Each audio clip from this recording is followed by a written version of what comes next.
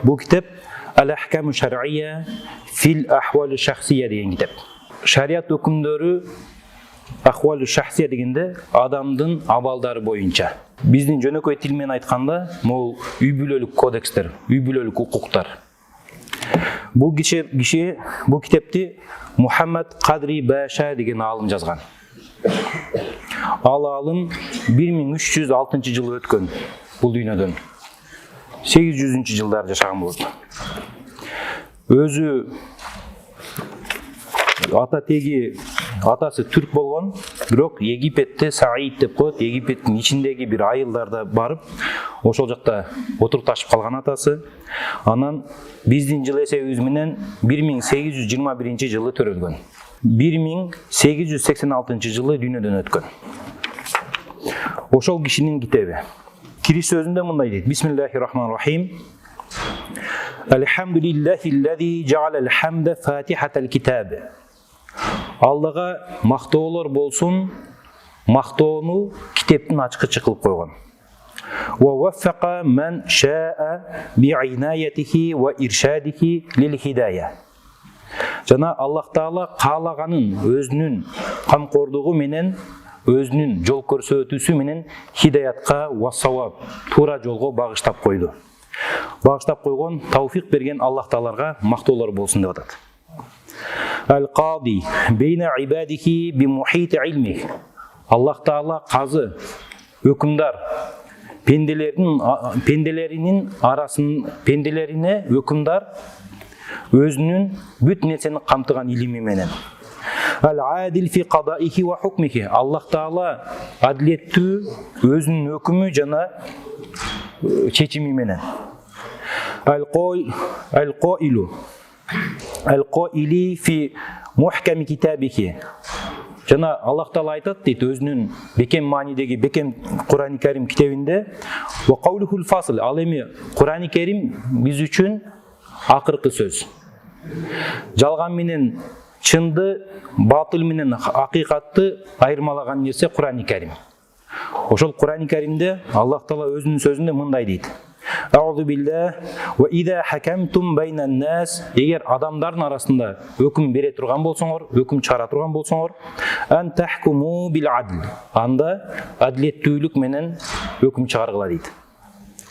Ва салату ва саламу аля саййидина Мухаммадин. Жана андан кийин адаттагыдай пайгамбар саллаллаху алейхи ва салламга салават айтып жатат. Салаваттар, саламдар болсун биздин мырзабыз Мухаммад пайгамбарга саллаллаху алейхи ва саллам. Канзил хакаик. Акыйкаттарынын кенчи болгон пайгамбарыбыз. Ва бахрил улуми раиq. Ачык тунук болгон илимдердин деңизи болгон пайгамбарыбыз. Ва дуррихал мухтар. Тандалган бермет болгон пайгамбарыбыз. Ал мунтаqa мин сулалатил атхар. Таза болгон тукумдан таза тандалган пайгамбарыбыз. Саллаллаху алейхи ва саллам. Ва аля алихи садатил абрар. Жана жакшылардын, жакшыларга, төрөлөргө деп пайгамбарыбыздын үй бүлөсүн айтып жатат салават. Ва асхабихил киромил ахияр. Жана сахабалар, асыл болгон сахабаларга салават, саламдар болсун дейт.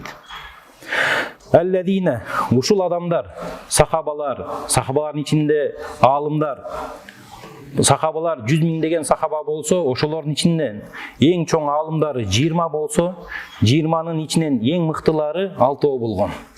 6нын 4 абадиле деп коет, Абдуллалар болгон. Ошол 6нын эң мыктысы Абдуллах ибн Мас'уд радиаллаху анху. Пайгамбарыбыздын эң чоң улуу сахабасы Абдуллах ибн Мас'уд, анын шакирттеринин шакирти Абу Ханифа рахматуллаху алейхи. Ошолордун баарына салам салаваттарды айтып туруп, алар дейт: "Шайяду каваидад-дин аля ма ассасаху". Пайгамбарыбыз түптөп кеткен динге негиз салды, эреже түздү. Фа гада бихим алал манар. Андан кийин нурлуу болгон бир чоң нур чачкан бир улуу шарият болду. Ва ба'ду. Жана башка деп туруп, бу жакта өзүнүн сөзүн баштап жатат. Фа хадхи жаухаратун фил фикхи фаридатун. Бул нерсе гаухар, мындай асыл зат, Аллах Тааланын асыл зат, фикхта өзгөчө бир жалгыз китеп дейт мисалы. Бул китептин сыпаты болуп атат. Ва дурратун нафисатун надида. Жана бул бермет кымбат баалуу бермет, ушундай иреттелген тартипте, биринин үстүнө бири коюлган тартипте.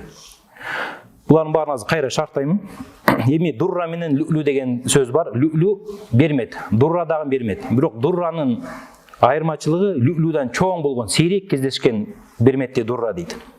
Мултакататун би кадри тайсир, мүмкүн болушунча, кудретибиз келишинче терип алганбыз дейт бул нерсени. Китеп жөнүндө сөз болот.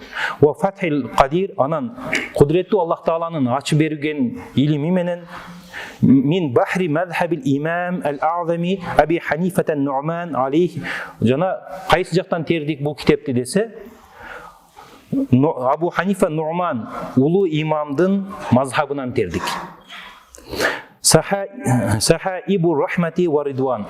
Аллах Тааланын ырайымы жана ыраазычылыгынын булуттары Абу Ханифанын каптасын деп атат.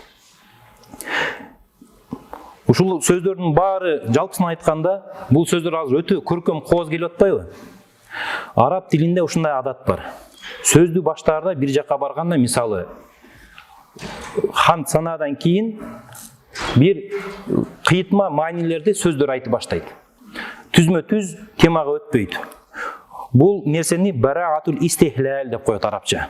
Көркөм баштоо. Бул сөздө эгер араб тилин мыкты билген адам болсо, Ханафи мазхабын мыкты билген адам болсо, ушул саламдашуусунан эле бул киши Ханафи мазхабын кармангандыгы, бул китеп Ханафи мазхабы боюнча фикх жаатына жазылгандыгы белгилүү болот. Эмнеге десек, бул жерде бир канча нерсе айтылды. Эң биринчи, бул киши иршадики лил хидая дейт. Хидаятка жол салган дегенде, биздин Ханафи мазхабыбызда эң чоң китептердин бири Хидая китеби. Хидая аль-Хидаяту шарху аль-Бидая деген китеп бар. Бул имам аль-Маргинани жазган. 593-жылы өткөн бул киши. Маргинан ушул азыркы Өзбекстан тарапта. Бизден алыс эмес. 500-жылы жашап өткөн болсо, мындан 900 жыл мурун жашаган. Бүгүн сиздер менен 1444-жылы жашап атабыз. Дагы кайдан билебиз? Бул жерде Муаллиф Канзил Хакайык деди. Канз деген сөз кенч. Бизде Канзил Дакайык деген китеп бар. Ушул назик болгон маселелердин кенчи деген китеп бар. Ал китепти Абул Баракат ан-Насафи жазган. 710-жылы жашаган. Бул да ушул биздин Бухарада, Самаркандта болгон. Кийинкиси Аль-Бахр Роих деген китеп бар. Ал китепти, мисалы, Бахрил улуми раиq деп атпайбы? Ошол Бахр Роиққа ишарат этет. Бахр Роиқты Ибн Нуджейм жазган. Ошо Канз Дакайыктын шархы. Бирок Ибн Нуджейм египеттик болот, ошо Египетте жашап өткөн, 910-жылы дүйнөдөн кайткан. Карасаңыздар, ислам үммөтү бул жөн эле ыдыранды же бөлүнүп кеткен эмес. Бизге кээ адамдар ушундай түшүнүк салып атат. Мусулмандар пайгамбарыбыздын жолунан адашып кетип, мектеп болуп бөлүнүп алышкан, мазхаптарга дешет. Анан ушудан мусулмандар ыдырандыга айланышты дейт. Чынында андай эмес, мазхаб кайра үммөттү бириктирип келген. Ушунча миң жылдан бери. Кайсы жактан билебиз? Бухарада жазылган китептерди Египетте шарктап атат мисалы. Алымдардын 95% ажам болгон, араб эмес болгон. Жана 95% Ахли сунна вал жамаа Матуридия Аш'ари акидасынан болгон. Бул нерсе пайгамбар саллаллаху алейхи вассалам аманатын жеткирген дегенди билдирет. Пайгамбарыбыздын аманаты дин. Динди пайгамбарыбыз жеткирди, кыяматка чейин Аллах Таала Кур'ани Каримди жана ошону баяндаган сүннөттү сактады. Башкалар келип, барып тамчылап отуруп көл болгондой адашууга бидатка алып барган, адамдар улам адашып отуруп азыр дин бурмаланган, ошону тазалаш керек деген түшүнүк бул кайра тескерисинен тайкы түшүнүк. Ушул жерде биз айтып жатабыз, 900-жылы мисалы Ибн Нуджейм жашаса, Бахр Роиқты жазган. Анан Ад-Дурра деген китеп бар, Ад-Дуррул Мухтар деген. Бул киши дагы Египеттик. Алауддин, жок, бул Сириялык экен, Шам. Алауддин аль-Хаскафи деген киши жазган. Дур, жанагы мен айткан чоң бермет, Аль-Мухтар тандалган чоң бермет дейт. 1880-жылы, жылы дүйнөдөн кайткан. Алауддин аль-Хаскафи. Анан бул китепти дагы шарттаган Роддул Мухтар деген китебибиз бар. Бул Ибн Абидиндин хашиясы. Азыркы күндө Ханафи мазхабында эң чоң, эң негизги булак болуп ошол китеп эсептелет. Анан дагы эмне деди? Али аль-Манар деди. Манар деп айтып атат. Манар дегени бул Манар аль-Манар фи усул фих деген китеп бар. Биз Матн Манар деп университетте окуйбуз. Бул китепти эми Абул Баракат ан-Насафи жазган, 710-жылы жашаган Бухарада. Анан Фатхул Кадир деди. Аллах Кадир кудуреттүү заттын ачышы, фатх кылышы дегендин мааниси. Бул сөз Фатхул Кадир деген китепке барат, Хидаянын шархы. Камал ибн Баша 861-жылы жашаган, бул дагы ошол араб дүйнөсүндө. Анан Абу Ханифа ан-Нуман ибн Сабит. Бул ким? 80-жылы жашап, 150-жылы өткөн биздин улуу имамыбыз.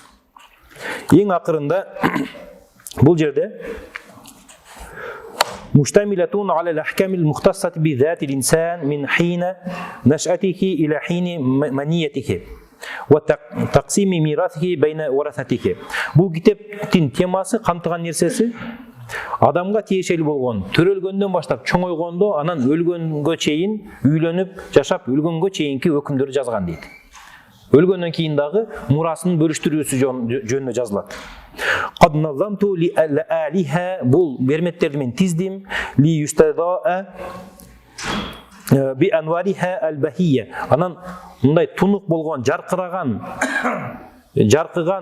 бермет нурлары чачылыш үчүн фил махакимил масрия, Египет сотторунда деп ошол жылдары Египет акыркы 150 жылдан бери негизи ага чейин деле Ханафи мазхабында өкүм берип келишкен. Ва биллахи тауфиқ вал иная. Аллах Тааладан тауфиқ болсун, инаят болсун, мындай камкорлук болсун. Ал викаят вал кифая. Аллах Тааладан сактоо болсун жана жетиштүүлүк болсун. Фа хуал аувалу била бидаятин. Аллах Таала эзелки, башаты жок. Вал ахиру била нихаятин. Акыркы аягы жок дейт. Таухид менен бүтүрүп жатат. Бул жерде биз билип жатабыз, Аллах Таала бар кезде эч бир нерсе болгон эмес.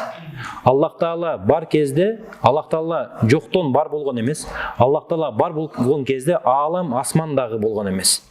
Кийин Аллах Таала ааламды, асманды, аршты жаратты. Жараткандан кийин анын үстүнө отуруп алган жок. Аллах Таала орунга, убакытка муктажсыз зат. Бул жерде иная, викая, кифая деген сөздөр айтылды. Демек, кифая деген хидаянын шархы. Иная деген бул дагы шарх Фатхул Бабил иная деген фикх китебинде Али Карныканан негизгисинен викая. Викая биз окуп жүргөн кадимкидей Мухтасар викаяны айтып жатат. Мухтасар окуп тур дегенде ошо Мухтасар викая деген китепти, анан викаянын өзүн негизи Таджу шария деген алым жазган. Анын небереси, кээ-биркилер кыз тараптан, кээ-биркилер бала тараптан дейт. Садру шария деген Убейдилла ибн Мас'уд алымыбыз өткөн. Ал киши 747-жылы өткөн дүйнөдөн. Бул ушул Бухарада жашаган болот. Ушул биздин чөлкөмүбүз Мавара Нахр. Жөн эле туруп эле мусулман болуп калган жок. Керек болсо учурунда ушул жер исламдын мындай очогу болуп дүйнөгө тараганга себеп болгон. Азыркы айткан саламдашууда бир канча китептин атын айтты. Демек биз билдик, бул жерде бараатул истихлал кылып, бул китеп Ханафи мазхабы боюнча, фикх боюнча жазылган китеп экенин билдик.